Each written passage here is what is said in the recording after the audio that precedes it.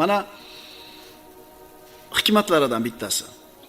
Uylanishlikka imkoniyati bo'lmayotgan yigitlarga shariat roza tutishlikni tavsiya qiladi.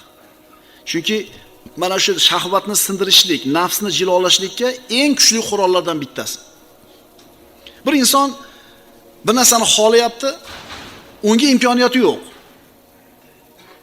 Yana bitta odam shu narsani xohlayapti, imkoniyati bor. Qaysinisini shu ishdan tiyilishi qiyinroq?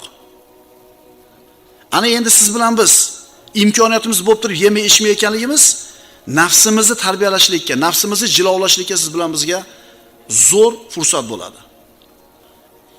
Rasululloh aytganlar: "Ya ma'shara shabab, man istata'a minkumul ba'ata falyatazawwaj." Ey bo'ydoqlar jamoasi, ey yigitlar, kiminglar uylanishlikka imkoniyati bo'lsa, uylansin.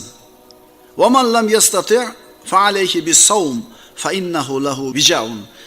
Endi kim uylanishlikka imkoniyati bo'lmasa, roza tutsin. Chunki u roza ana shu yigit uchun shahvatni sindirishlik. "Was-so'imina was-so'imat wal-hafizina furujahum wal-hafizat."